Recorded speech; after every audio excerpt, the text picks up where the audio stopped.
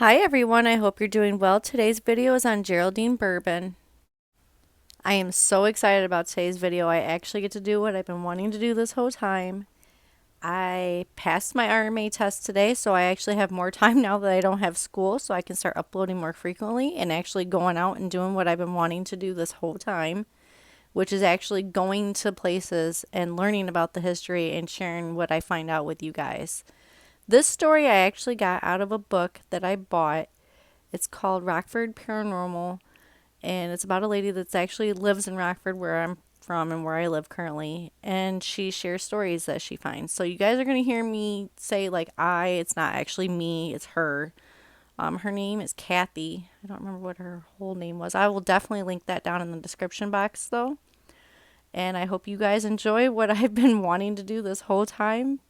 And thank you for watching. The Terrible Tragedy of Geraldine Bourbon. My family bought the old farmhouse on School Street in 1988, knowing nothing about the violent incident that had occurred there.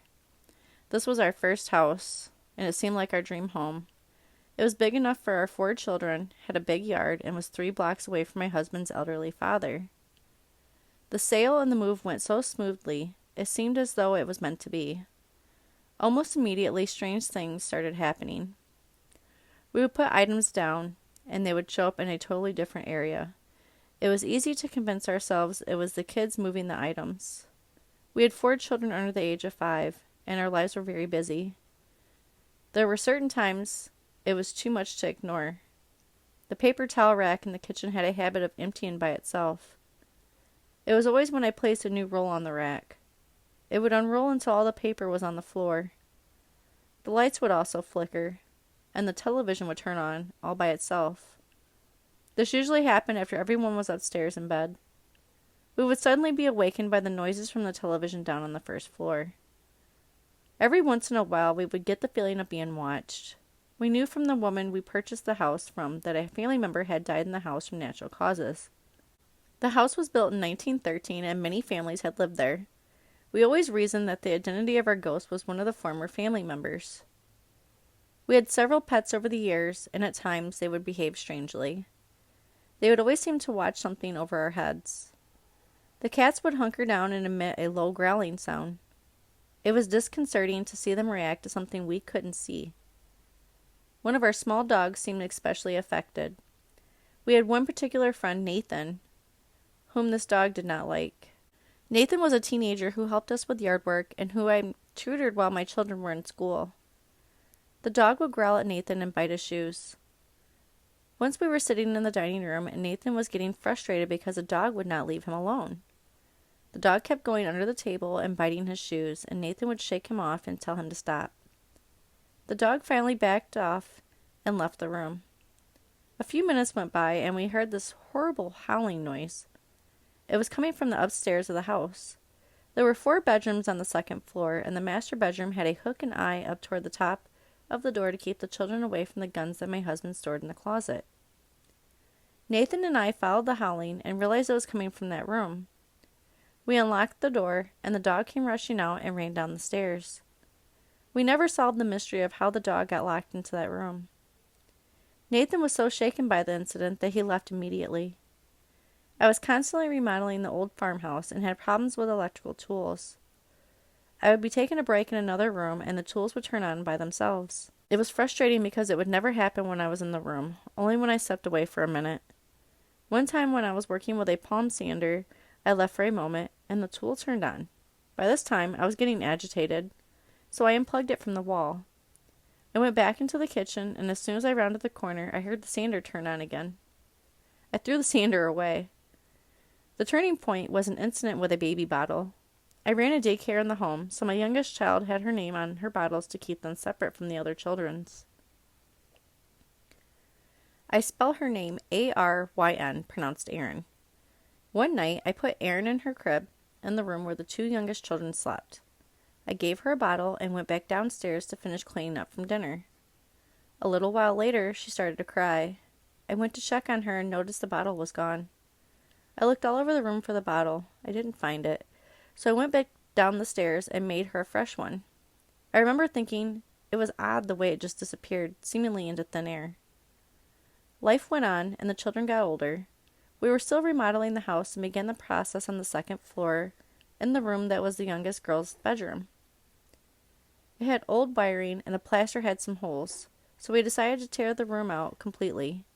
I was breaking down the plaster and tearing out the lath boards. The process was going smoothly, but messily, when I came across something odd. Behind the plaster and the lath boards, inside the wall, was a pink baby bottle. The baby bottle had Aaron's name on it. After that, I couldn't ignore what was happening any longer. I started to research the house. I knew some of the neighbors on the block had lived in their houses for many years. I interviewed them, and they told me that someone had been killed in our house. They thought it had happened in the summer of 1958. I went to the Rockford Public Library and started to go through the microfilm files for the summer of 1958. I found nothing. I wasn't sure quite what to do, so I decided to start in the beginning of the year, just in case. I'll never forget the feeling that swept over me when I came to the article telling of Geraldine Bourbon's murder on January 18, 1958. There on the front page of the newspaper was my house. The story told the horrible deaths of Geraldine and Lawerance. I felt the hairs rise on the back of my neck. Geraldine was just an average woman who lived in Rockford during the 1950s. I first came across her name in the newspaper article when I was researching our house on School Street. I immediately noticed a few similarities. We had both lived in the same house, and we were both mothers of small children. We both had family members who were in the armed services. Geraldine was married to an Army officer, and my father was in the Navy. Both of us had moved around because of this. We both had struggled with issues in our marriages. There were some differences between us, though. I would leave the house on the west side of Rockford, and I would live to see 29 years old. Geraldine would do neither. Geraldine's childhood was easy to trace. She was one of 4 daughters born to Maxine and Percy Tanacor. Geraldine was born in Wisconsin in 1929. Their family was close-knit, and their other children stayed in proximity to their parents, but not Geraldine. She was not content to live in the same small town all of her life. Geraldine married twice. She was very young when she married the first time. They had 2 children and were not married very long when they divorced. Geraldine's 2 children stayed with their father in Wisconsin. Lawerance Ray Bourbon's life was not as easy to trace as Geraldine's. He was the only boy in the family. He and his sisters, Florence Fay, were twins. For some reason, the family went to St. Louis in 1929, but Florence and Lawerance were boarded with other family across the state back in their hometown. There was no reason given for this or information on how long the family was separated. Lawerance and Geraldine met and were married in 1951, when Geraldine was 21. He was in the Army, and though he was not traditionally what you would call handsome, his uniform made him attractive. Geraldine must have thought that traveling with her husband would bring the adventure she sought. By September 1957, the couple had 2 children and were living in Germany. Lawerance was suffering from mental health issues and had a drinking problem. These issues eventually led to his undesirable discharge from the Army. The family left Germany and moved to Rockford, where some of Geraldine's family lived. The couple moved into a little apartment on Grant Street and then moved again to Court Street. Lawerance started a job in construction, and Geraldine stayed at home with the children. The couple struggled, and these challenges led to issues in the marriage. Geraldine was close to her sister, Arlene, and she shared her concerns about her marriage. Geraldine stated that Lawerance was violent, and she had become very frightened of him.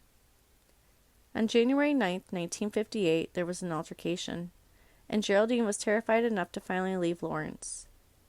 She took the children, filed for divorce, and moved in with Arlene and her husband, William.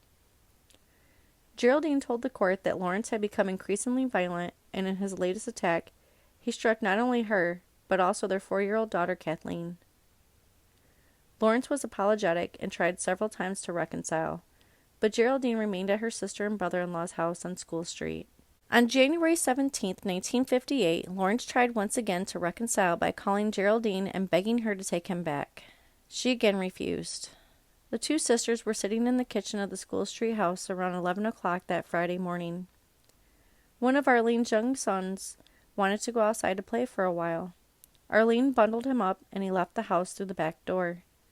Neither of the women noticed that the boy didn't lock the door as he left. A few moments later, the peace of the morning was shattered.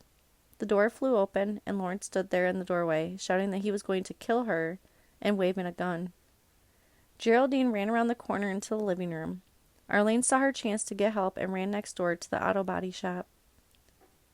Thomas Guzzo was the owner of the shop, and he stepped out of his office as Arlene came inside screaming for help. Guzzo listened to her story and then headed for the phone to call the police.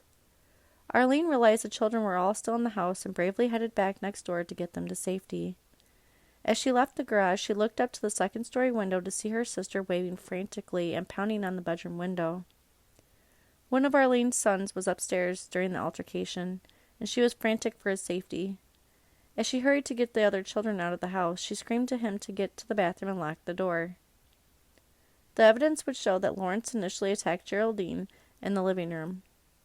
Arlene's children had scattered, and the only witness left was Kathleen, Geraldine's 4-year-old daughter. Little Kathleen told police that Lawerance was shouting and hitting her mother. Lawerance then shot Geraldine in the back of her head. Geraldine ran up the stairs to the bedroom, trying to get away from him. Unfortunately, there was no escape. Lawerance caught up with Geraldine in the bedroom and shot her a second time. Her wounds proved too much for her, and she fell dead. Lawerance caught her and placed her gently on the bed. The police arrived in record time and saw Lawerance hanging halfway out of the front upstairs window. They headed to the back of the house after first trying the front door. A shot rang out just as they burst through the door. Lawerance had stretched out on the bed next to his wife and put the pistol under his chin. When he pulled the trigger, he sealed their fates forever. Lawerance loved Geraldine too much to let her leave him, and the energy created by this last selfish act continues to resonate throughout the whole house. I visited the house recently with a psychic. The psychic agreed that Lawerance and Geraldine are still there. You can feel the tension all around the house. It breaks my heart to think of Geraldine still trapped there, reliving her last terrifying moments.